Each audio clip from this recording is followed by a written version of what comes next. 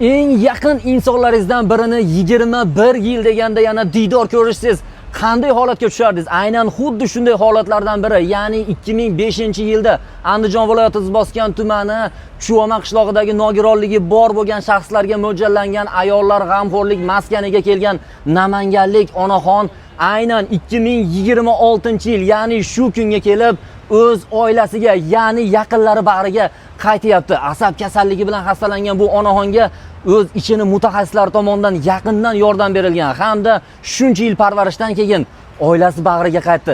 Bu holatni bir tasavvur qilib ko'ring, aynan shu kadrda sizlar bilan hozir ulashamiz.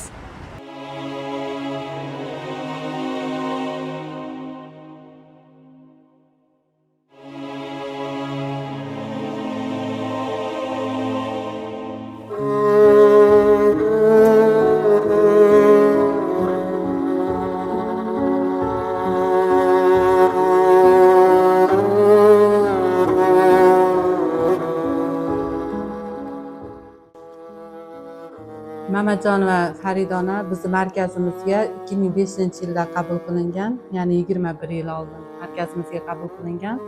Qabul qilingan vaqtidagi kasallik tarixlarini o'rganadigan bo'lsak, onada agressivlik holatlari, gallyutsinatsiyalar, vasvasa g'oyalari va janjalkashlik, hayotdan norozilik holatlari kuzatilgan bo'lgan. Endi men 12 yillik faoliyatimni oladigan bo'lsak, Faridonani dastlabki tanigan paytlarimda so'ridan qimirlamay o'tirardi-da, doim o'tirardi. Shu o'tirgan holatida ham har doim hayotdan norozi, hamma narsadan norozi. Umuman hayotga bo'lgan qiziqishi bo'lmagan u paytlarda. Keyin boshdan o'tkazgan insult kasalligi natijasida o'ng tomonlama falajlik kuzatilgan. Qo'ltiq tayoqda harakatlanardi. Men tanigan paytlarimda qo'ltiq tayoqda harakatlanardi.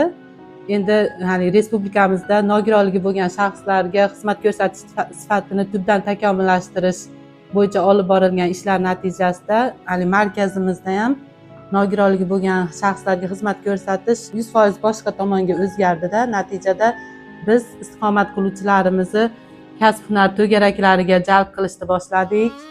Ularni mehnat terapiyasi bilan shug'ullantirishni boshladik va Faridona ayollarga xos bo'lgan, yoshi katta ayollarga xos bo'lgan mang'iz tikish ishi bilan shug'ullanishni boshladi. Mashg'ulot o'ziga ham yoqar edi.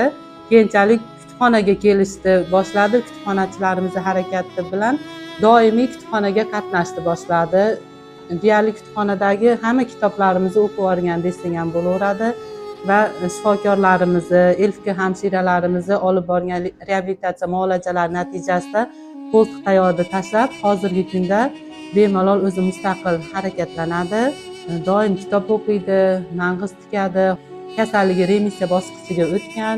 Umuman kasallikning alomatlari, belgilari kuzatilmaydi. Oila a'zolari ham onadagi o'zgarishlarni ko'rib, oilasiga butunlay olib ketish istagini bildirib, yaqinda bizni direktorimiz nomiga ariza bilan murojaat qilishdi. Murojaatdan keyin biz hali jamoamiz bilan hammamiz xursand bo'ldik-da, chunki har bitta ona, har bitta ayol hali o'zini oilasi davrida, o'zini farzandlari bilan yashash kerak-da. Juda ham xursand bo'ldik Farida opani oilasiga qaytayotganidan. Onam kasalman demang, bolam kasalman demang, holi yomonman demang, ado bo'laman.